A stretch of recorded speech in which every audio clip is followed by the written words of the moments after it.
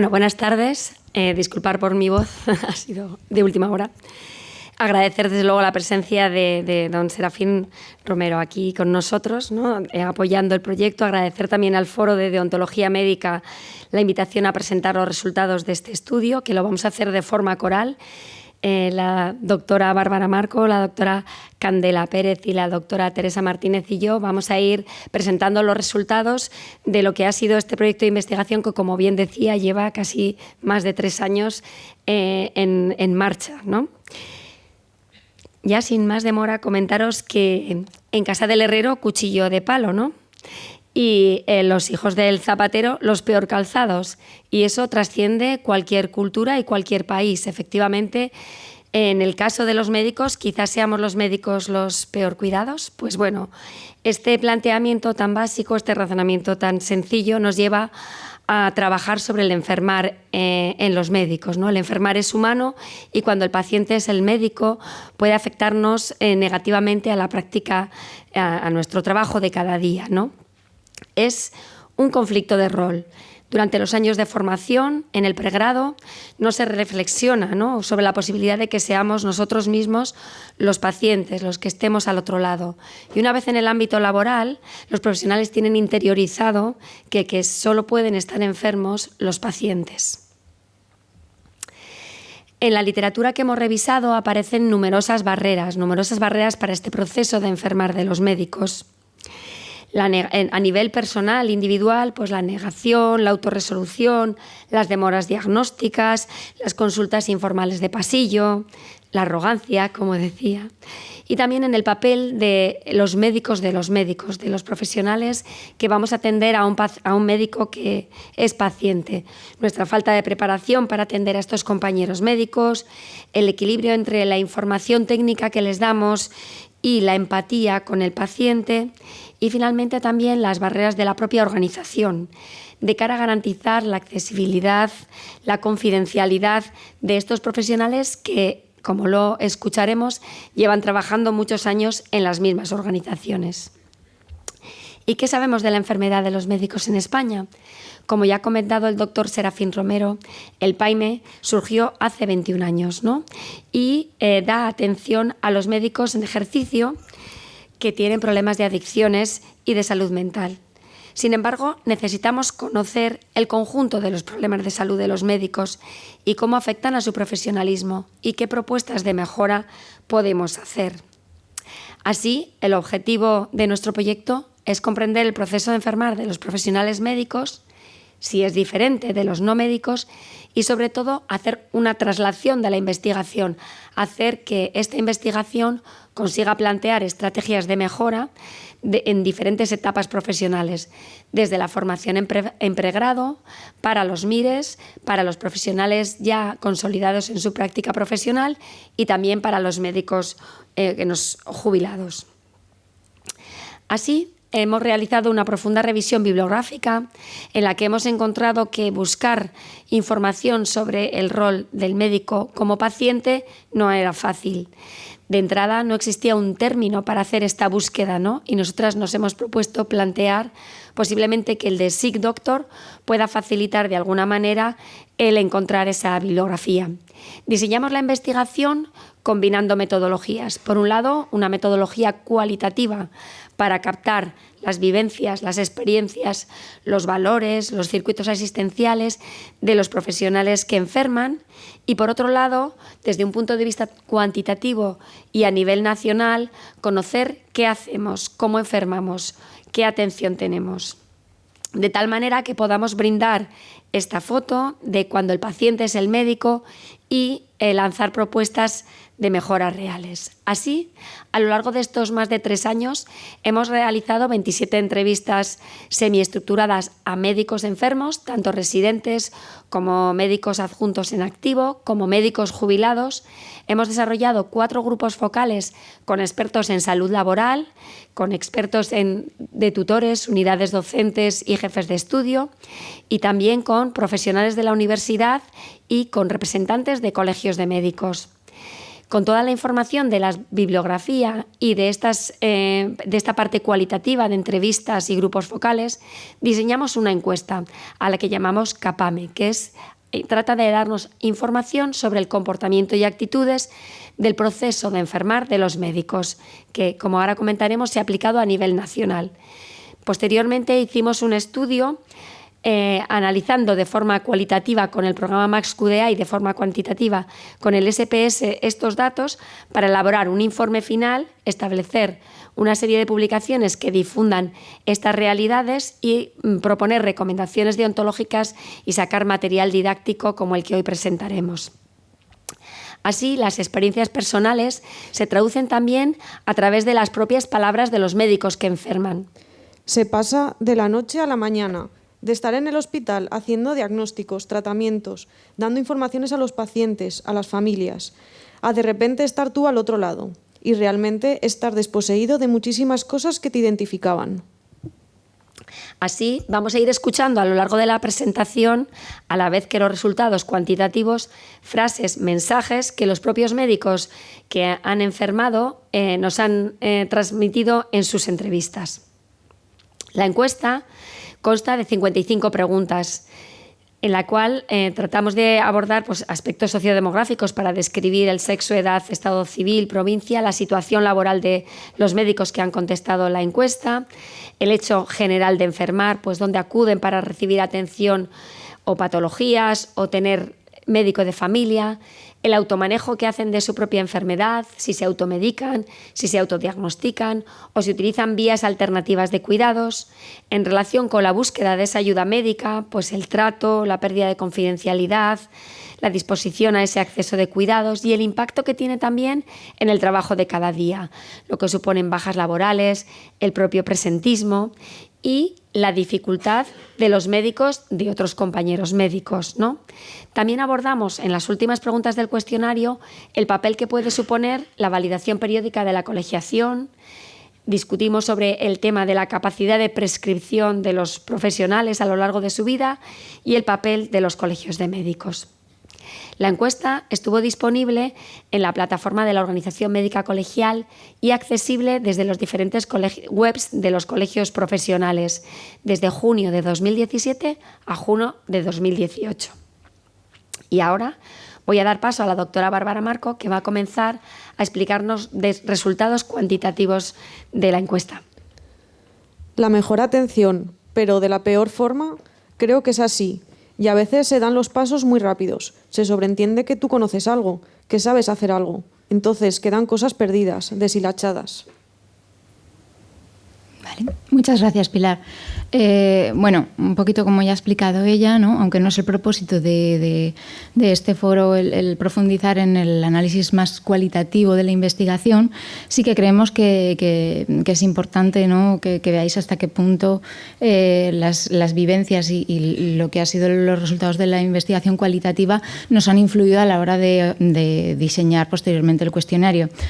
Por eso, cuando veáis uno de estos bocadillos a lo largo de la presentación, yo daré pie a la doctora Gallego, que ha tomado clases de dicción para la ocasión, y leerá textualmente unos verbatims y unos testimonios de los médicos enfermos a los que entrevistamos, ¿de acuerdo? Bueno, ¿quién ha respondido a esta encuesta? Pues nos sentimos, la verdad es que bastante orgullosos de la muestra que finalmente hemos conseguido, que han sido 4.308 médicos de toda España. El grueso de estos médicos han sido, desde luego, médicos en activo, pero un 10% fueron médicos jubilados y el 8,4% eran médicos residentes. No solamente el tamaño de la muestra es interesante, sino la distribución, porque como se puede apreciar en esta gráfica, es prácticamente superponible la distribución de la muestra que ha contestado la encuesta respecto a edad y a género que la población de médicos colegiados en toda España. Lo cual, de alguna manera, entendemos que los resultados reflejan de una forma muy apropiada la visión de todos los profesionales médicos de nuestro país. Sobre todo han contestado médicos en ejercicio por cuenta ajena, fundamentalmente que trabajan en el sector público, pero también hay representación de los que trabajan en el resto de sectores, tanto privado como en el sector concertado, y los que trabajan en ambos, ¿no? En la pública y en la privada. Brevemente, características sociodemográficas de la muestra que ha respondido. Bueno, pues más de la mitad han sido mujeres, el 57%. El 77% vive en ciudades grandes. El 75% de los encuestados refiere estar casado o tener una pareja estable. Y un dato curioso es que de los que tienen esta pareja estable, prácticamente la mitad, su pareja también es personal sanitario, también son profesionales sanitarios. Los que más han respondido han sido las especialidades médicas, entre ellos a la cabeza los médicos de familia, y un 16,5% de los que han contestado tenían más de una especialidad. El 74% refiere pues, que están satisfechos o muy satisfechos con su trabajo. El 75% prácticamente de los médicos que han respondido a la encuesta afirman que a los médicos les cuesta reconocer que están enfermos. Pasaron unos meses hasta que yo fui consciente. Las personas que estaban alrededor ya se iban dando cuenta, pero yo no me daba tanta cuenta de que necesitaba ayuda. Bueno, como dice la bibliografía y como es de sentido común, ¿no? Pues los médicos poseemos una salud física que es comparable al del resto de la población. Pero sí que es verdad, y esto también hay bibliografía, tanto nacional como internacional, que ya nos lo estaba diciendo y nuestros datos lo corroboran, que los médicos tenemos una incidencia de trastornos ansioso-depresivos superior a otras poblaciones del mismo nivel socioeconómico. Ante la pregunta de cuando se siente indispuesto por un problema de salud leve, pues por ejemplo un cuadro catarral, ¿qué hace en primer lugar? Más del 90% de los encuestados responden que se automedican. Como buen médico me automediqué, me autotraté, me autodiagnostiqué. Como yo creía que podía asumir el tema y como tengo acceso a automedicarme, a hacer lo que te da la gana, pues lo haces. Pero es que al indagar sobre el tipo de fármacos que nos autoprescribimos, de acuerdo que en primer lugar están los analgésicos básicos, pero es que a continuación van los antibióticos y en tercer lugar están los hipnóticos, seguidos de los ansiolíticos y por último los opioides. O sea que poca broma. Sin embargo, cuando se siente indispuesta ante un problema de salud que se prolonga más tiempo de lo esperado o que presumiblemente podría ser grave, las respuestas ya cambian un poco. Sí que hay una pequeña parte de la población que sigue contestando que se automedica, pero el grueso contestan que acuden de manera formal a un médico, pero directamente especialista. Y estamos hablando del, si no me equivoco, el 32%. ¿De acuerdo? Mientras que un 24% dicen que acuden a su médico de familia. Y un porcentaje nada desdeñable lo que hace es buscar un consejo informal por parte de un colega. No, desde luego. No fue a través de mi médico de cabecera que me mandara a un especialista, porque si hubiera sido así, muy posiblemente aún no estaría diagnosticada. Bueno, desde el grupo de investigación nos parece especialmente interesante esta cuestión, ¿no? Ante la pregunta de cuántas veces ha acudido a su médico de familia en los últimos 5 años, fijaos que hay un pequeño porcentaje que dice que no tiene médico de familia, lo cual sabemos que en España no es del todo así, ¿no? Porque a todos nos corresponde un médico, pero de los que dicen que tienen médico de familia, pero que nunca han ido, si lo sumamos a los que dicen que no tienen médico de familia, estamos hablando pues de un 35% de la muestra.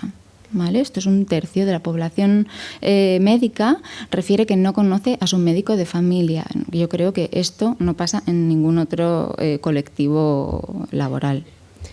El médico de familia sí, lo tenemos en la tarjeta. Tenemos nuestro médico de familia, cada uno en su centro de salud, pero no lo usas mucho. Por lo menos el médico hospitalario yo creo que vuelve siempre a su madre. La madre es el hospital, su hospital. Otro ejemplo, ¿no?, de la distorsión que tenemos respecto a nuestra propia vulnerabilidad es que es muy llamativo que siendo como somos población de riesgo y tratando y exponiendo a pacientes que también son vulnerables y también son población de riesgo, solamente el 39% de nosotros nos vacunamos siempre de la gripe. Por no contar que la mitad de la muestra no acude nunca o acude muy pocas veces a los reconocimientos de salud laboral en nuestro centro de salud. Con esto, pues de alguna forma nos vamos haciendo la idea de la idiosincrasia, ¿no?, del proceso de enfermar que tenemos los médicos. Y a continuación pasamos un poquito a valorar algunas cuestiones que tienen que ver con cómo percibimos el trato que se nos da como pacientes. Pero la forma de cómo se transmitió el diagnóstico, se explicó, fue muy cruda, muy objetiva, muy dura desde el primer momento.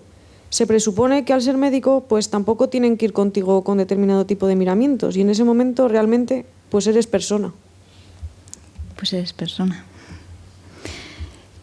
Esta pregunta es muy interesante. Como médico, ¿siente que la atención sanitaria que recibe actualmente es diferente a la de los otros pacientes no médicos? La mayor parte responde que sí, que es diferente, pero que la mayoría de las ocasiones se han sentido beneficiados. Fue una ventaja claramente. Estaba solo en la habitación, de que te atendían de otra manera. Ventajas en cuanto al personal auxiliar y a los servicios complementarios. Ventajas, claro que sí, ventajas.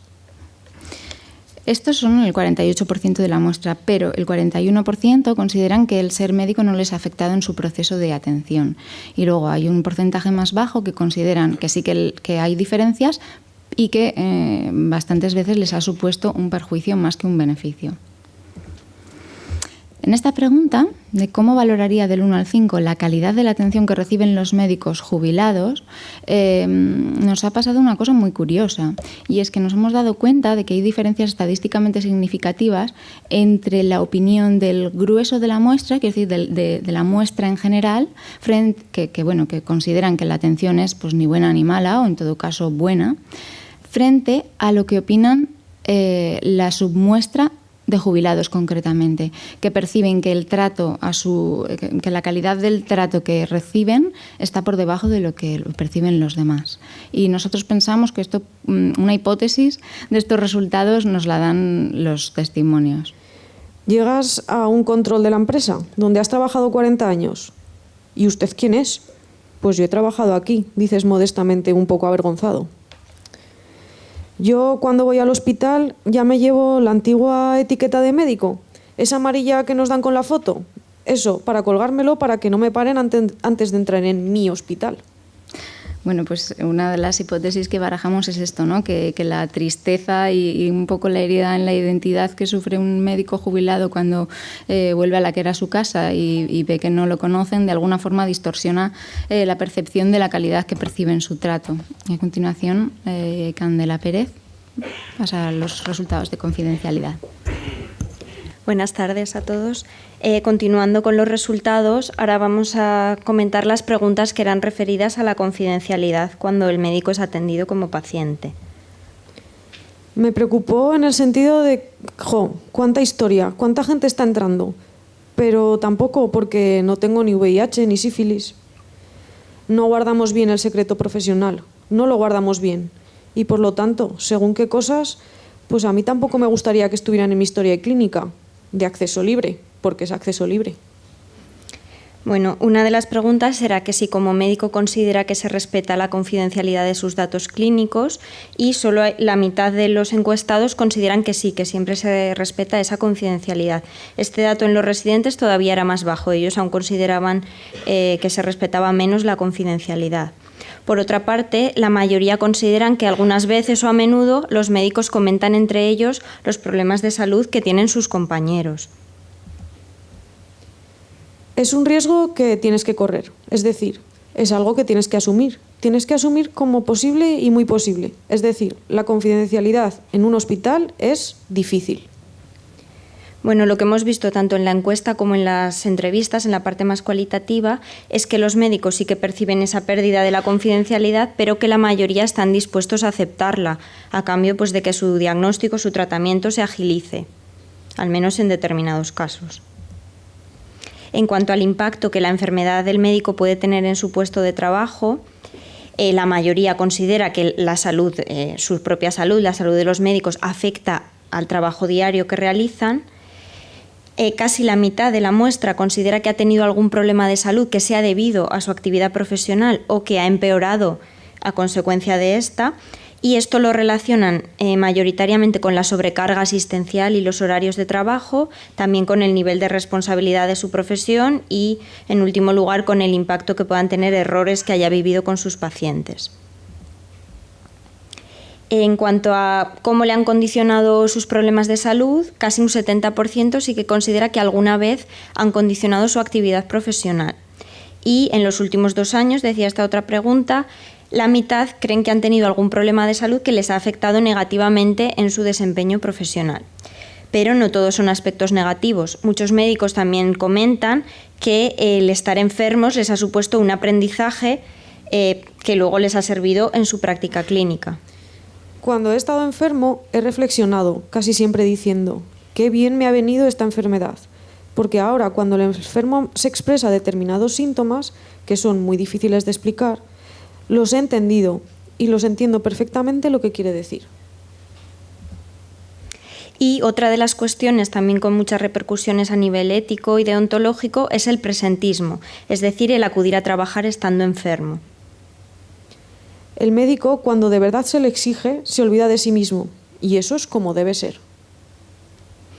En este caso, la pregunta que hicimos es si habían acudido a trabajar con un problema de salud por el que hubieran dado la baja laboral a un paciente, es decir, que no nos referimos a un problema leve, sino a un problema de salud de cierta entidad, y más de un 90% comenta que ha acudido siempre o bastantes veces o pocas veces a trabajar estando enfermo. Solo hay menos de un 10% que nunca trabaja estando enfermo. El motivo principal que suelen alegar es no sobrecargar a los compañeros. Este motivo es especialmente frecuente, esta respuesta en los MIR.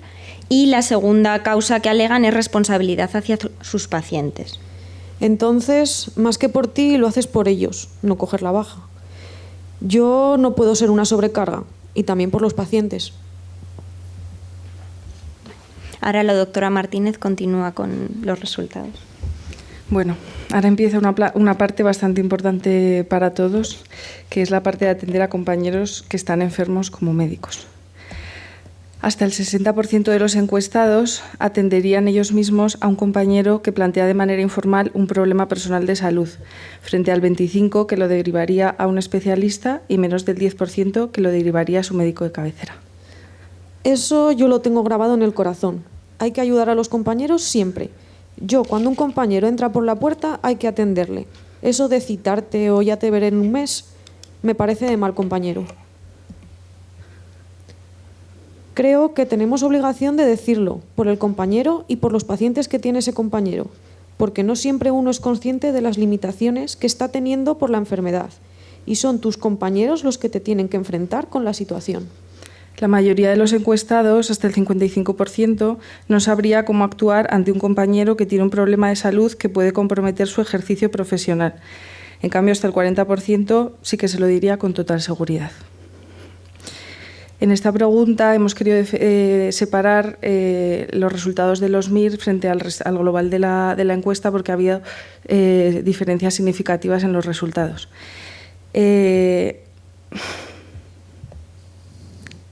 Bueno, hasta el 60% del global de los encuestados ha atendido a otro compañero médico como si fuera un paciente más. En cambio, el 20% de los encuestados que eran MIRES se ha sentido como si estuviera examinado mientras los atendía. El problema se me ha presentado cuando el médico no dice que es médico y después te exige y termina la consulta diciendo «yo también soy médico», cuestionando lo que tú has hecho. El 60% de los encuestados prefieren saber que el médico es un médico, que se identifique como tal. En cambio, hasta el 30% de los encuestados MIR prefieren no saberlo para que no afecte a su forma de atender. Hasta el 45% de la gente que respondió a la encuesta cree que tendría que haber médicos formados específicamente para atender a otros compañeros que estén enfermos. En esta pregunta también hemos querido diferenciar la respuesta entre los jubilados y el global de las respuestas, pues porque era bastante llamativo. Hasta el 80% de las respuestas de los médicos jubilados cree que podrían prescribir de por vida cualquier tipo de medicación, frente al 40% del global de los encuestados que creen que deberían de renunciar a esta capacidad después de unos años sin actividad profesional. Hasta el 70% de los encuestados cree pertinente o muy pertinente que el código deontológico haga recomendaciones sobre el abordaje de la salud del médico. Vamos a trabajar, a lo mejor en momentos en los que quizás no deberíamos estar trabajando. Entonces, quizás sí que se debería hacer una labor de concienciación y de educación de todo este tipo de cosas desde los colegios oficiales de médicos. Hasta el 45% de la gente que respondió a la encuesta cree que los colegios de médicos no se implican o se implican poco en el proceso de enfermar, frente al 35% que cree que se implican algo. El 45% de los encuestados cree que la validación periódica de la colegiación es necesaria y más del 60% cree que puede contribuir a que seamos más conscientes de la necesidad del cuidado de nuestra salud como médicos. Y ahora voy a dar paso a Candela. Bueno, hoy en esta sesión del Foro de Deontología, aparte de presentar los resultados del proyecto y fundamentalmente de la encuesta, os queríamos hacer partícipes también de uno de los productos que ha salido de todo este proyecto de investigación, que es un decálogo para los médicos internos residentes. Lo que hemos visto es que la etapa de la formación especializada, al ser una etapa de aprendizaje, conlleva pues eso, no solo aprendizaje técnico, sino también muchas veces aprendizaje de comportamientos, de actitudes respecto a la propia salud, que se pueden ver pues en los compañeros, en los adjuntos de los que aprende. Por tanto, creemos también que es una etapa en la que hay muchas oportunidades de mejora para modificar comportamientos o para transmitir información importante respecto al autocuidado. Como bueno, lo tendréis ya todos que os lo han dado a la entrada, entonces podéis ver que consta de 12 consejos, recomendaciones, que son bastante sencillas, ¿no? Pero comentábamos antes que si se cumplieran solo estas 12 ya nos daríamos por satisfechos con todo este proyecto. Pues recomendaciones como empadronarse en el lugar en el que se vive, porque muchos residentes siguen empadronados en su lugar de origen, tener médico de familia y conocerlo, mantener hábitos saludables, sobre todo por el tema del consumo de alcohol, que sí que hemos visto que hay un consumo mayor que en la población general de esa edad. No trabajar enfermo, que como hemos dicho es algo bastante habitual. Evitar las consultas de pasillo, respetar los horarios, los descansos obligatorios, asesorarse si es necesario en salud laboral y acudir a los reconocimientos. No copiar, lo que decía, actitudes nocivas, no intentar no imitar esos comportamientos o seguir un poco el siempre se ha hecho así. Sacar tiempo para el ocio, no descuidar las emociones, no abandonar las relaciones familiares, sociales, que como hemos dicho son importantes porque la salud mental puede estar más afectada que en otras poblaciones. Evitar la automedicación, salvo en cuestiones banales. Recomendamos que cuando se acude a un centro sanitario no se oculte que eres médico, puesto que es un dato relevante y como estamos viendo hay unas peculiaridades que está bien que el profesional que te atiende pueda conocer. Defender los derechos laborales y que el residente asuma solo sus responsabilidades y se apoye también en sus tutores. Y recomendamos también, por supuesto, contactar con el PAIME en caso de problemas de salud mental o adictivos. Y en la parte, en la contraportada podéis ver que están algunos de los datos del proyecto, del subproyecto de los residentes, porque aunque sean consejos de sentido común, pues están basados un poco en los resultados que hemos obtenido. Y también queríamos ya para finalizar agradecer a todos los profesionales que han participado en la encuesta, también a los que compartieron sus experiencias con nosotros en las entrevistas, a los que participaron en los grupos focales con su experiencia laboral, con sus opiniones y, por supuesto, a la OMC, al Colegio de Médicos de aquí de Zaragoza y a la Universidad de Zaragoza, porque se han comprometido en todo momento con este proyecto y nos han facilitado pues, que se pueda llevar a cabo. Bueno, ¿queréis romper, aprovechando mientras están pensando la pregunta, queréis hacer algún comentario en relación a lo que hemos presentado? Sí. Felicitar, por supuesto, a los investigadores. Creo que hay un... Buenas tardes a todos. José Manuel Cucalón, médico de familia, médico rural. Felicitar a todos los investigadores por el trabajo. Me parece que es un trabajo encomiable que, junto con otros estudios que se han aportado por parte de la OMC, nos clarifican enormemente qué somos y quiénes somos, qué hacemos todos los días, que yo creo que no entramos nunca en debates de reflexión interna de qué es lo que estamos haciendo y menos en facetas como la de la enfermedad. Yo haría, y quizá me equivoque, pero yo haría una distinción clara entre el médico hospitalario enfermo y el médico no hospitalario, extrahospitalario o atención primaria o de otras especialidades, léase inspección, léase penitenciarias, léase cualquier forense, es decir, todos aquellos médicos que no viven permanentemente dentro de un hospital. Me ha parecido incluso enormemente didáctica una de las frases que decía cuando le llamaba al hospital mi casa. ¿no? Los médicos de atención primaria, los médicos de familia y otros extrahospitalarios no llamamos nunca a nuestra casa al centro de salud, o no tanto como lo hacen los hospitalarios. Y yo creo que hay una diferencia que es importantísima y que nos lleva seguramente a tener datos como los que aparecían en las gráficas, que mayoritariamente los médicos hospitalarios cuando están enfermos lo que van es rápidamente a un especialista de cualquiera de las plantas de mi hospital, de mi casa. Olvidan los trámites iniciales de la entrada en el sistema, olvidan por supuesto a su médico de cabecera, obvian cualquier incluso compañero de planta y van directamente al problema. Tengo un problema urológico, busco rápidamente en el guión qué urólogos trabajaban en mi hospital, voy a ver quién es el más viejo para que me conozca en todo caso si yo soy jubilado, y me voy a él a preguntarle. Yo creo que hay una diferencia, y no sé si la pregunta sería si habéis dado cuenta a los investigadores que puede haber dos facetas distintas del médico, ¿no?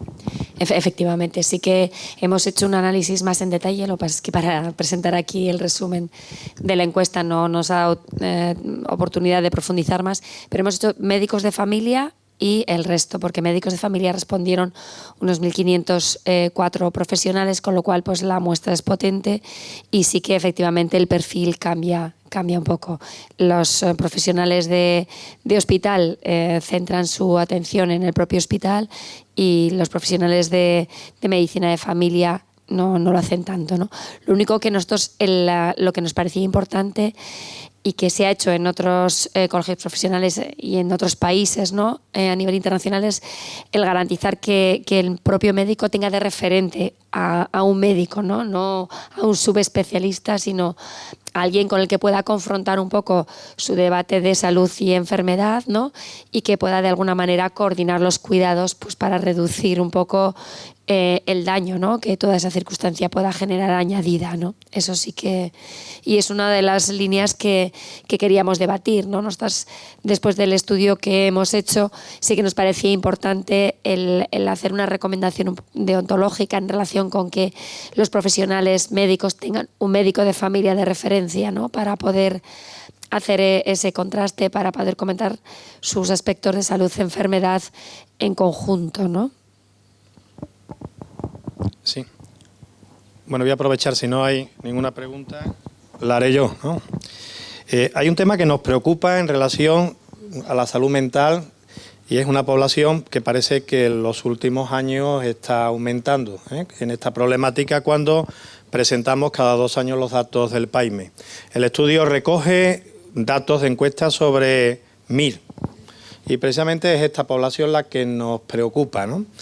En relación a las preguntas que se han hecho, a mí me gustaría que repitierais o se hiciera cierta incidencia en si realmente a la hora de tener esa percepción de salud hay mucha diferencia con los mayores, con los que tienen ya más tiempo de ejercicio.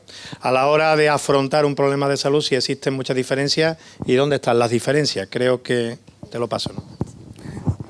Sí, a ver, en cuanto al, digamos, el proceso general de enfermar, sí que hay muchas similitudes. Es verdad que lo que decíamos, al estar el residente en una etapa de aprendizaje, vemos que de R1 se parece más a un paciente de la población general, todavía no ha cogido, de hecho, de los pocos que acuden a su médico de familia, por ejemplo, son los R1.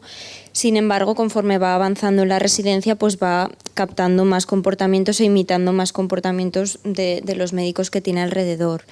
Entonces, en general, la percepción que ellos tienen de su estado de salud es buena, incluso significativamente mejor que la de médicos de otras etapas, pero es en los problemas de salud mental cuando hay más problemas.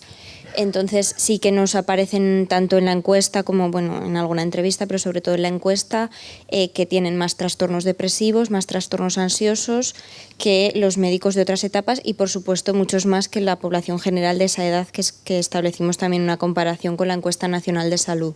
Entonces sí, esa es una cuestión que está ahí sobre la mesa y es verdad que, por ejemplo, en las entrevistas muchos MIR no conocen la existencia del programa PAIME.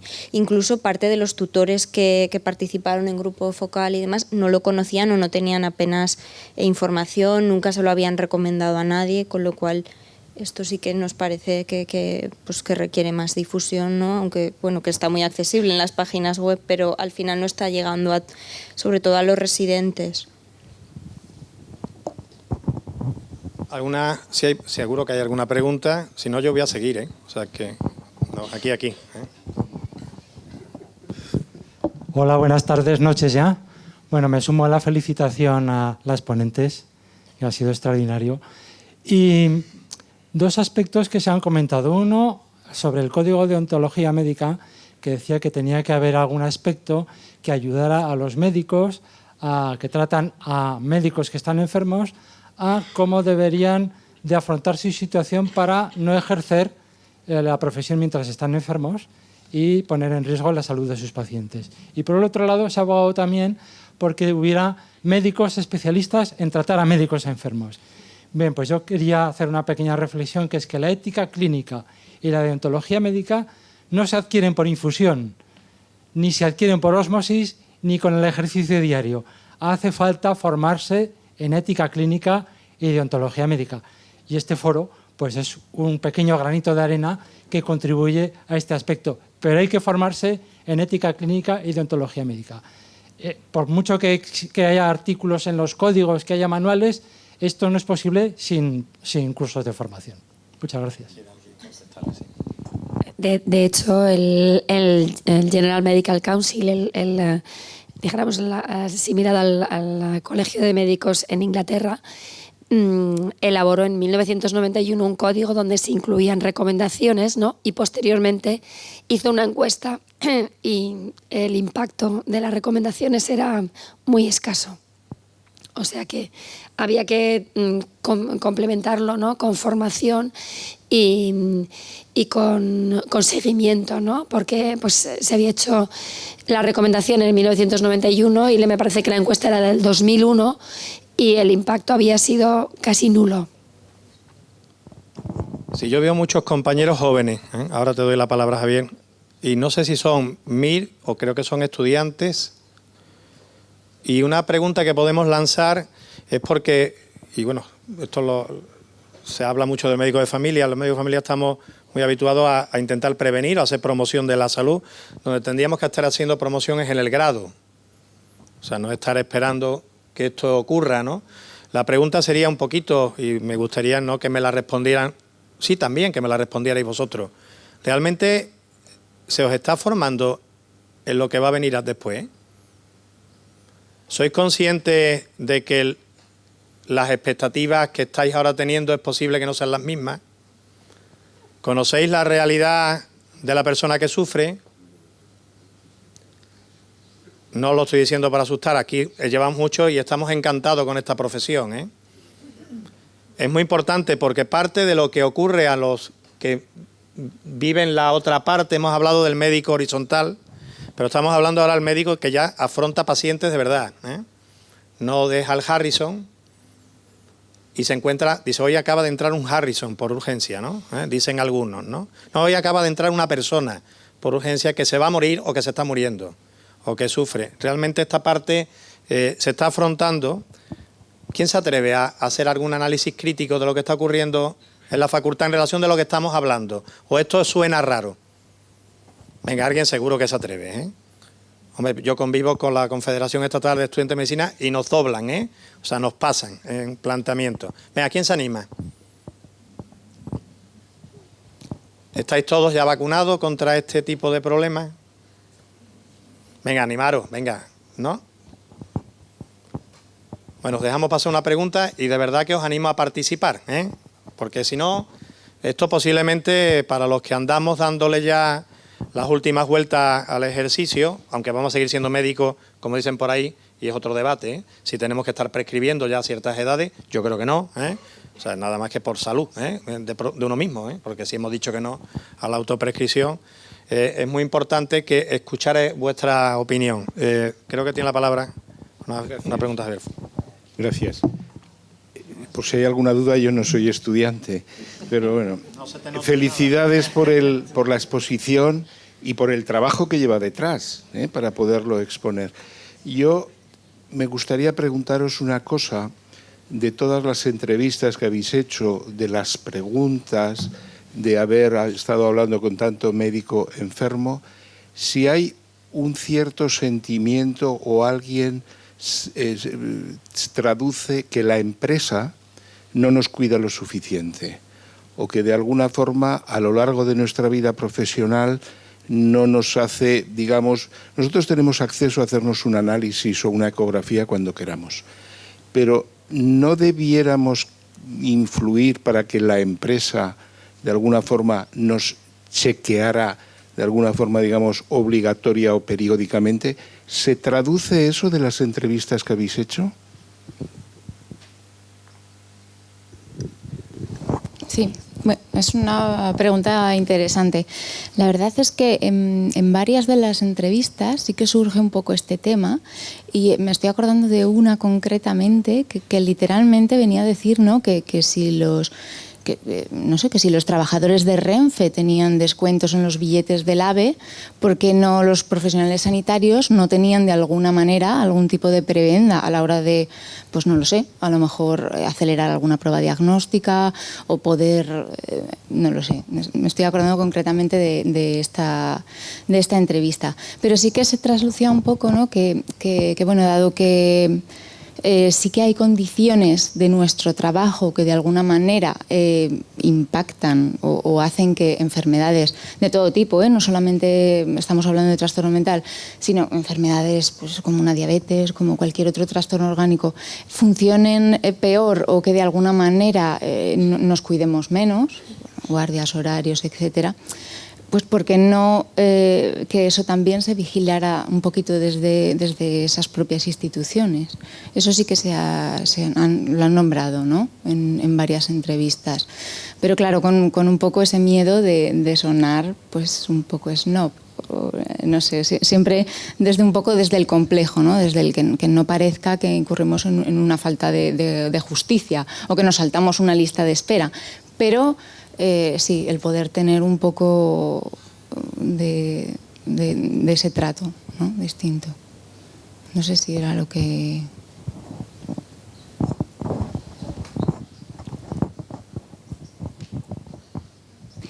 Buenas tardes. Felicitaros por la mesa porque me ha parecido muy interesante. Por la parte que me corresponde, yo soy médico de salud laboral y trabajo en un hospital grande. Decir que los residentes tienen que hacerse reconocimiento médico obligatorio, es decir, que si algún residente cuando ese R1 empieza y no se hace el reconocimiento, pues digamos que salud laboral lo busca, le obliga, vamos. ¿Qué pasa? Que luego conforme van pasando los años, pues ellos hacen conductas de imitación y si sus adjuntos no van a salud laboral, pues ellos tampoco van. Es verdad que yo ya llevo más de 10 años y al principio salud laboral en el hospital tenía poco peso, pero cada vez yo creo que los residentes también van haciendo que tengan más en cuenta que pueden venir a salud laboral. La empresa, si quisiera, podría obligar, porque lo que dice la legislación es que cuando tenemos riesgo de enfermedad profesional, como los sanitarios, podemos coger una hepatitis, una tuberculosis, y esto sería una enfermedad profesional. Lo que dice la ley de sanidad es que estaría obligado a hacerse un reconocimiento médico. O sea, que nos podrían obligar a hacernos el reconocimiento médico por estar expuestos a riesgos de enfermedad profesional. Luego cada empresa y en cada centro de salud o hospital, pues salud laboral funciona un poco en función de cómo los directivos quieren desarrollarlo. Para prorrogar la edad de jubilación también es obligatorio pasar un examen de salud. Y entonces ahí se dan situaciones muy jocosas, porque claro, viene un médico y dice, oiga, deme el papel porque me tiene que dar el papel. Entonces cuando tú le dices, no, oiga, el papel no, aquí hay que mirarle, verle si ve bien, si oye bien. Pues bueno, no había tradición, yo creo que esto va mejorando.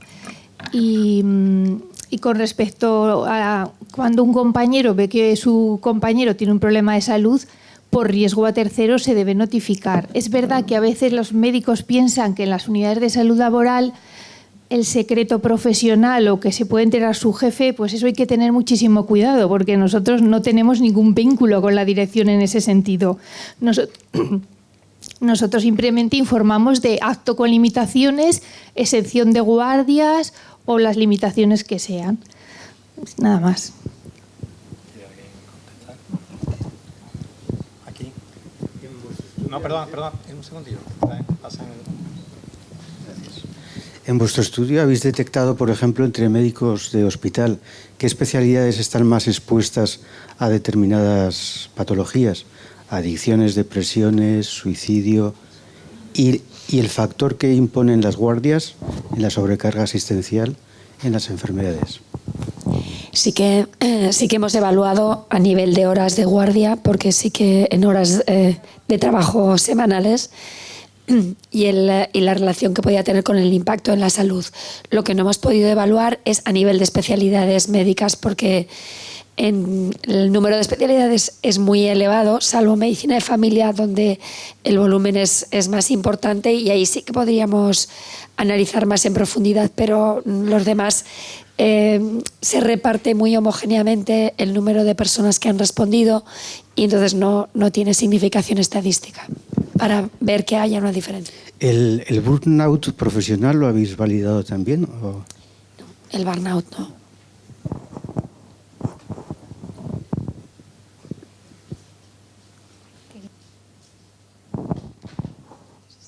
Hola, buenas tardes, buenas noches. Enhorabuena también a las ponentes, y siguiendo un poco con lo que estaba comentando antes nuestra compañera, yo he vivido 3 o 4 situaciones que me preocupan, y es, sobre todo pensando en los nuevos médicos, en los nuevos MIRES, en los que no somos capaces de descubrir esas patologías que a lo mejor les invalidan para su práctica profesional desde el principio. Yo he vivido varios casos de personas, y algunos de forma personal y otros que los hemos visto en prensa, residente con unas deficiencias, una minusvalía importante, que antes de empezar el MIR consulta al Ministerio, eso lo habéis visto en la prensa, un residente canario, que pregunta qué especialidad puede realizar con su minusvalía. El Ministerio no le contesta, aprueba el MIR, elige una especialidad, pasa un reconocimiento médico inicial que está en suspenso, y tras año y medio o 2 le dicen que no puede, tiene que abandonar la especialidad, pero tampoco le dan ninguna opción, con lo cual 6 años de estudio de carrera, 2 años de estudio del MIR, 2 años ahí, y te plantas con 30 años y tener que volver a plantearte la vida. Esto pasa en más situaciones y con casos que desde el principio sabes que va a ser muy difícil que esa persona trabaje, posiblemente ni en la medicina ni en alguna otra cosa, pero no sabemos qué solución le podemos dar, ¿no? Desde un sitio en otro. No sé qué pensáis sobre esto. Sí, esta cuestión sí que se ha planteado en la parte de los residentes. De hecho, una de las recomendaciones finales es que pensamos que el reconocimiento médico debería realizarse antes de la elección de especialidad, de plaza, porque sí que, de hecho, alguna de las entrevistadas, efectivamente la elección de plaza es libre, si tú tienes el número puedes acceder, y sin embargo puedes encontrarte luego con que te digan no, a esta especialidad no te puedes dedicar. Entonces, pues efectivamente nos parece que no está bien resuelto en este momento, ¿no? Que sería más útil. Incluso también hablamos en las recomendaciones de un servicio de orientación de especialidad para alguien que ya padezca pues una discapacidad o algún tipo de patología grave, que ya se le pueda evaluar antes y recomendar a qué especialidades sí que va a poder dedicarse o a cuáles no. Pero sí que es un tema que en la parte de los MIR ha salido y que vemos que no está resuelto de momento. Sí, un apunte, vuelvo a incidir, son 6 años de grado, o sea que también podría haber dado lugar a una preparación previa para que a la hora de algo que el Ministerio entendió que era facilitar el acceso a personas que tuvieran algún tipo de discapacidad, y deja un porcentaje de plaza. Hombre, los 6 años de grado también, al igual que pasa antes de tomar una elección de qué voy a estudiar, cierta orientación podría tener. Yo creo que posiblemente ahí estamos hablando de casos muy concretos, posiblemente que no se ha llevado todo bien el proceso. En la mayoría de los casos que se entran con alguna discapacidad, habitualmente la elección se suele enfocar hacia un sitio donde va a poder ejercer.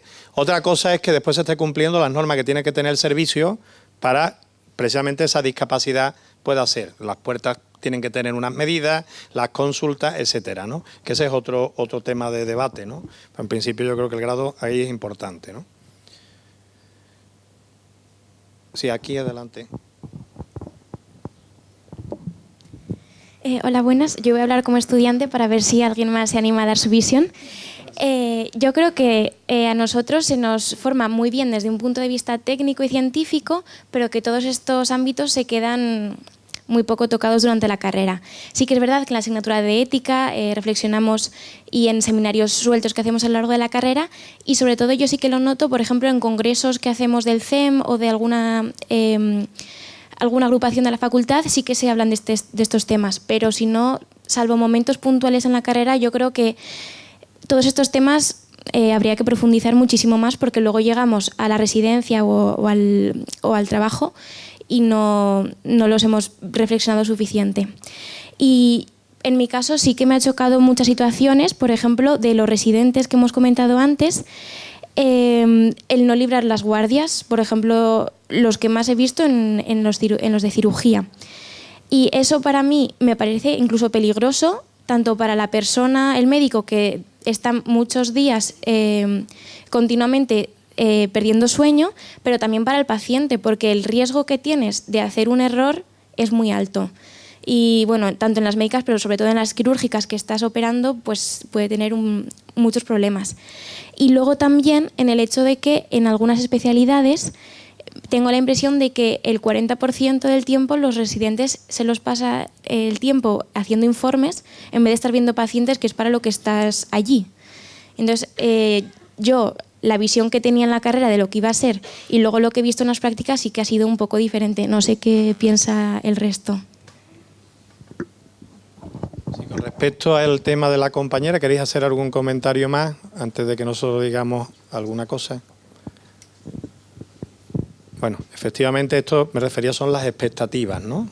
La idea que yo tenía, después estoy viendo, porque es curioso que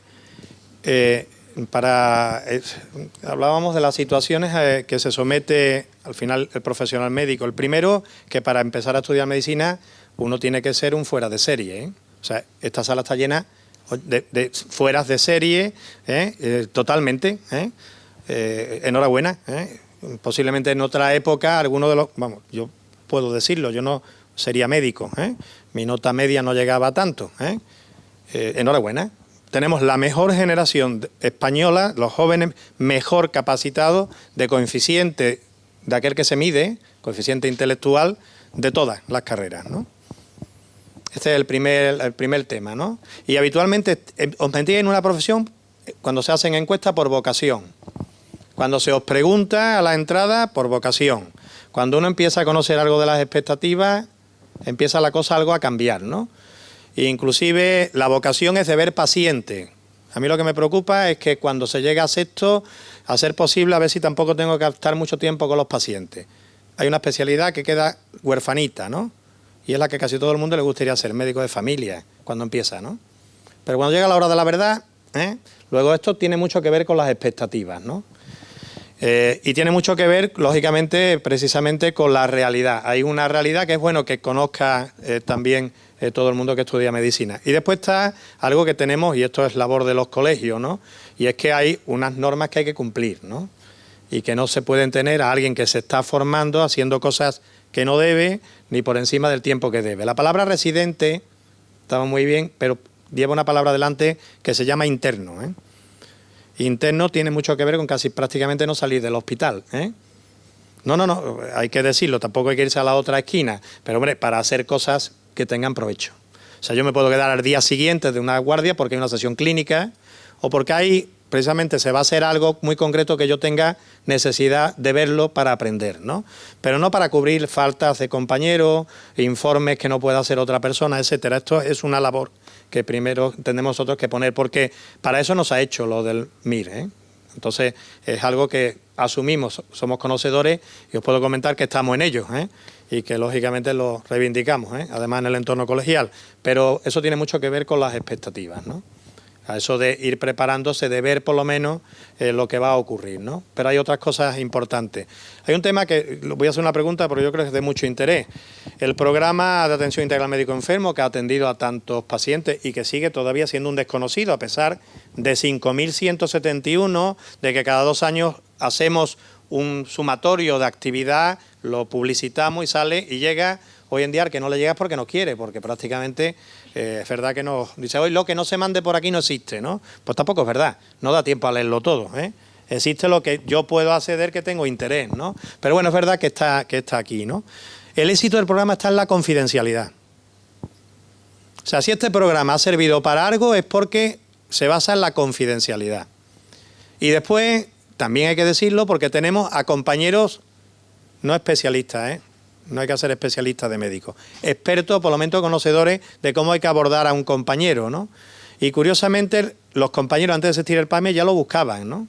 Buscaban a un psiquiatra que fuera capaz de entender la visión de un compañero, a otro compañero, aunque sea en los pasillos, que fuera capaz de entender el problema, pero esencialmente el problema se pasa en la confidencialidad. ¿Cómo es posible que pidamos para nosotros lo que a veces parece que no tenemos, ¿no? Que es la confidencialidad? Una muestra, hoy en día está todo en historias clínicas informatizadas, de un hospital, y fue del año pasado, o 2 años, de un hospital muy conocido de Madrid, donde ingresa una persona muy famosa, se le mira el número de personas que han accedido a la historia clínica y eran más de 300 o 400 en las primeras 5 horas. Claro, esto es la confidencialidad, ¿no? Este es un tema, ¿cómo...? Me gustaría que hicierais algún comentario más en relación al estudio, porque he escuchado algunas cosas, ¿no? ¿Qué os parece este tema? Por cierto, a cualquiera que le cojan, y perdonar, lleva una multa o sanción importante, porque eso también hay que darlo en el grado y en la residencia. Entrar en una historia de un paciente que no lo ha autorizado lleva sanción importante. Y hoy en día es muy fácil, de rastrear, antes no. Antes se dejaban los papeles recogiditos y alguien se daba cuenta de que había entrado alguien en la historia porque estaban muy recogiditos, porque estaban habitualmente no recogiditos. Hoy en día hay rastreo y es una sanción importante. Después lloramos, ¿no? Y decimos a ver si venimos y nos salvamos, ¿no? Sobre este tema, ¿no? Es importante. ¿Alguien? En lo que es la encuesta, sí que ha salido que excepcionalmente los médicos estamos dispuestos a ceder la confidencialidad en el punto que luego hemos recabado de forma cualitativa del momento del diagnóstico. Es decir, que en esa parte sí que muchos de los profesionales entrevistados, en aras de agilizar y de resolver inicialmente el problema, estaban dispuestos a perder un poco la confidencialidad. Pero luego, sobre todo en residentes, era una situación que no se aceptaba de ninguna manera y que se planteaban incluso, muchas veces lo decían ellos, ¿no? Incluso el ir a otro hospital, ¿no? Para poder ser atendidos, ¿no? En algunos casos concretos de las entrevistas, que es donde más detalle hemos tenido, sí que se quejaban de la estigmatización de algunos problemas a los cuales sí que interesaría que la confidencialidad fuera completa, ¿no? Diferenciaban muy bien en las encuestas, en las entrevistas, entre esos dos aspectos, ¿no? Pero efectivamente es una tarea, porque también hemos visto en la encuesta que aproximadamente el 60% de los profesionales hablamos de problemas de salud de compañeros nuestros y a veces lo hacemos en el ascensor, ¿no?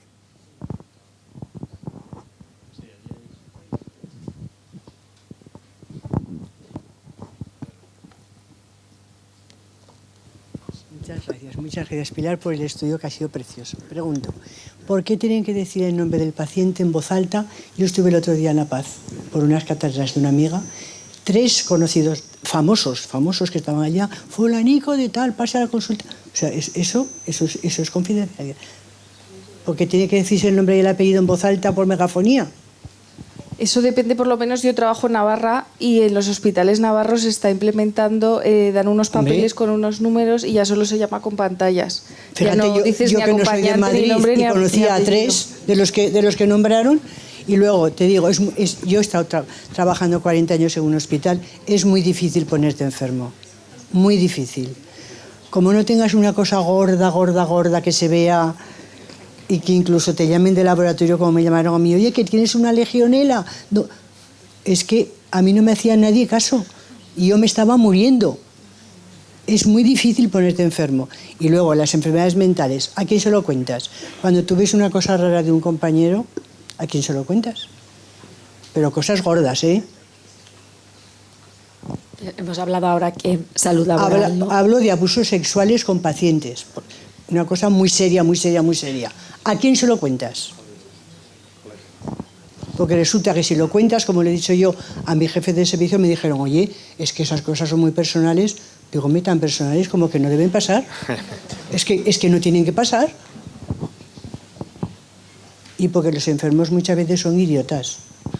Que se lo dije a una señora yo, Digo, oiga, usted se encuentra con uno con una bata verde, la mete a un despacho y usted, sin saber quién es, se desnuda y yo que ya estaba pensando lo que iba a pasar y los cacé. Digo, ¿y usted no le he dicho yo 100 veces que ese señor hoy no estaba, este otro no estaba? ¿Por qué se va con este otro hombre a un despacho? Que no era ni médico, ¿eh? O sea, esas cosas las he visto yo en 40 años de profesión. Y ponerte enfermo, te lo digo de verdad, yo decía a veces, estoy peor yo que el enfermo que vamos a operar ahora de columna. Y estoy trabajando. Pero ¿a quién se lo cuento que estoy así de mala? Si no me hacen ni caso. Es que tenemos guardias, que estamos en verano, es que la empresa, que es lo que decías tú antes, no se preocupa de nosotros absolutamente nada. Pero nada. Yo he tenido que trabajar, soy anestesista, con guantes de algodón y encima de los de látex por una deshidrosis en verano, en agosto, y encima les daba mucha risa a los inspectores, a los directores de mi hospital. ¡Ay, cómo estás trabajando! Fíjate qué risa, ¿eh? Que no me podía ni rozar con nada. Y como llevamos la mayoría. Yo pregunto. Sí, no, yo voy a hacer la respuesta. Y luego de jubilado, ya perdona, de jubilados ya sabe Concha Ferrer que yo le estuve preguntando, oye, cuando estamos los médicos jubilados enfermos, teníamos que tener una lista de un voluntario por cada especialidad para decir, pues mira, de trama me gusta fulanico de tal, para ir a él y preguntarle, oye, ¿quién me ve tal cosa? De urología tal otra, de radiología tenemos amigos, pero que no fuera así decir, esta sí que dice que ha sido médico. Yo, gracias a Dios, aún me encuentro mucha gente conocida en el hospital, pero sí, y no te digo nada, los de los pueblos ya, los de los pueblos no los conoce nadie, porque los de los hospitales no los conocíamos ya de antes, pero hombre, te viene un compañero que ha sido de no sé dónde, oye, yo no he visto nunca a ninguno del banco que salga de dentro y se ponga la cola para hacer un ingreso, por ejemplo. Y sin embargo, nos parece una cosa excepcional que un médico tenga alguna diferencia con un compañero. Afortunadamente está cambiando todo, porque los de salud laboral también funcionan mejor, mucho mejor. Por lo menos puedes ir a contarles alguna cosa y te escuchan. Bueno, como decía una canción, la respuesta está en el código. Sí, gracias. La respuesta, si tengo constancia de que un compañero está haciendo tocamiento, cuando tengo constancia de que un paciente está con un problema, o sea, que un compañero tiene un problema importante que es un riesgo para el paciente, lo tengo que poner en comunicación del colegio de médicos. No, pero entonces lo que tengo que ponerlo en manos de la justicia, ¿eh? No estamos hablando en un entorno de médicos. La respuesta está en el código y la responsabilidad que tenemos es, si encima estamos viendo a alguien que no es médico, pues tendremos que denunciarlo, ¿no? Otra cosa es, porque esto ya es comportamiento ciudadano, ¿eh? Pero como médico la respuesta está en el código, artículo 22.3, donde dice que efectivamente vemos a un compañero que en ese momento no es consciente de que tuviera algún problema y que pues es un riesgo lo tenemos que poner de forma la más, vamos a llamarle, bueno, voy a decir privado, pero sin mucho ruido, pero en comunicación confidencial con el colegio, ¿no? Y de lo que ha comentado también la respuesta está en el código. El código también habla de cómo nos tenemos que compartir entre compañeros. No estamos hablando que inclusive llegó a decir que no tenemos ni que cobrarle a un compañero, que también lo pone, ¿eh?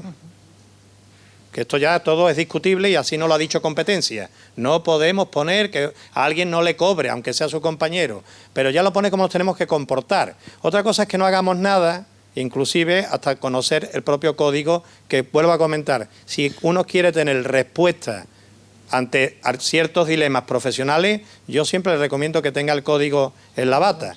Hay un manual más bien pequeñito, o si no, en el móvil, como quiera. Pero posiblemente la respuesta está en el código.